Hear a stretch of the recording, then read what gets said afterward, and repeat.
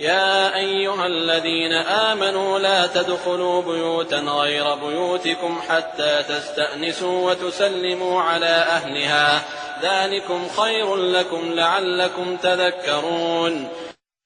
O you who have believed, do not enter houses other than your own houses until you ascertain welcome and greet their inhabitants. That is best for you. Perhaps you will be reminded. فإن لم تجدوا فيها أحدا فلا تدخلوها حتى يؤذن لكم وإن قيل لكم ارجعوا فارجعوا هو أزكى لكم والله بما تعملون عليم. And if you do not find anyone therein, do not enter them until permission has been given you. And if it is said to you, go back, then go back. It is purer for you. And Allah is knowing of what you do. ليس عليكم جناح أن تدخلوا بيوتا غير مسكونة فيها متاع لكم والله يعلم ما تبدون وما تكتمون. There is no blame upon you for entering houses not inhabited, in which there is convenience for you.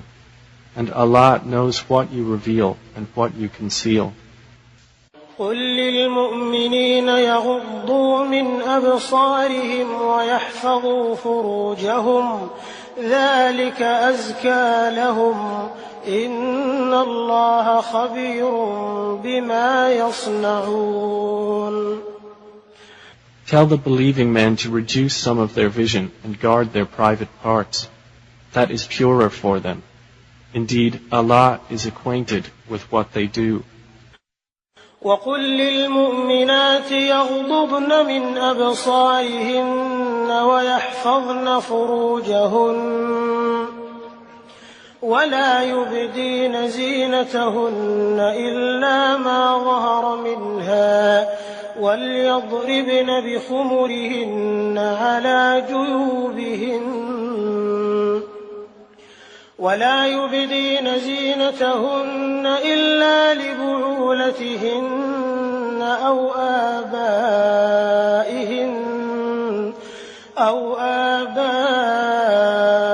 بعولتهن أو أبناء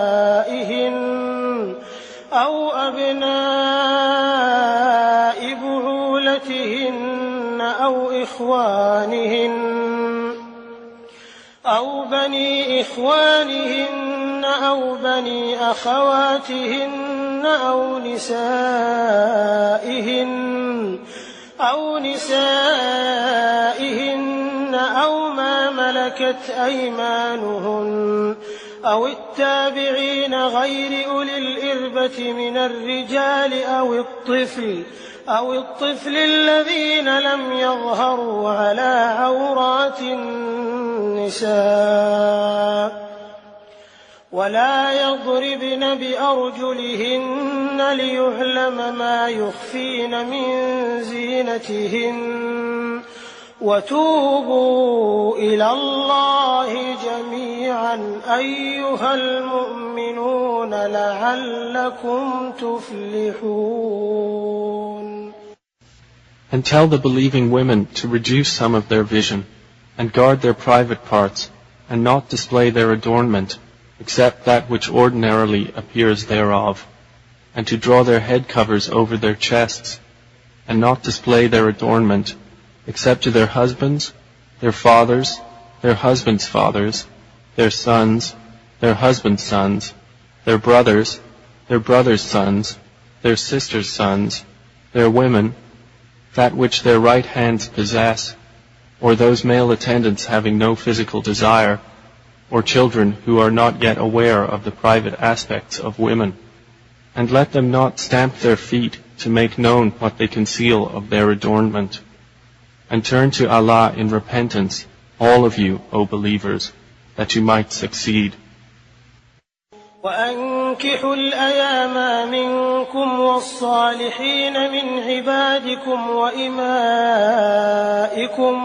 إن يكونوا فقراء يغنهم الله من فضله والله واسع عليم.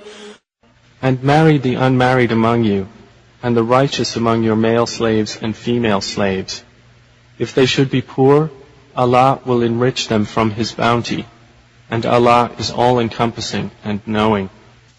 وَلْيَسْتَعْفِفِ الَّذِينَ لَا يَجِدُونَ نِكَاحًا حَتَّى يُغْنِيَهُمُ اللَّهُ مِنْ فَضْلِهِ وَالَّذِينَ يَبْتَغُونَ الْكِتَابَ مِمَّا مَلَكَتْ أَيْمَانُكُمْ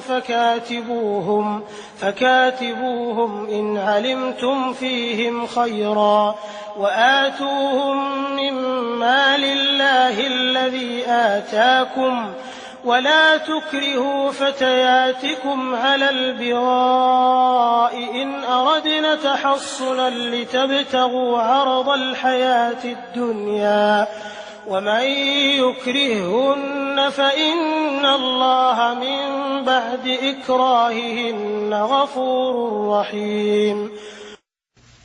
But let them who find not the means for marriage abstain from sexual relations until Allah enriches them from His bounty.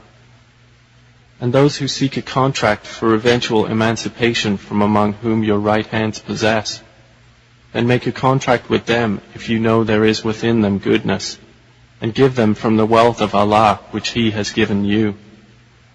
And do not compel your slave girls to prostitution if they desire chastity, to seek thereby the temporary interests of worldly life. And if someone should compel them, then indeed Allah is to them, after their compulsion, forgiving and merciful. وَلَقَدْ أَنزَلْنَا إِلَيْكُمْ آيَاتٍ مُبَيِّنَاتٍ وَمَثَلًا مِنَ الَّذِينَ خَلَوْا مِن قَبْلِكُمْ وَمَوْعِظَةً لِلْمُتَّقِينَ. And we have certainly sent down to you distinct verses and examples from those who passed on before you, and an admonition for those who fear Allah.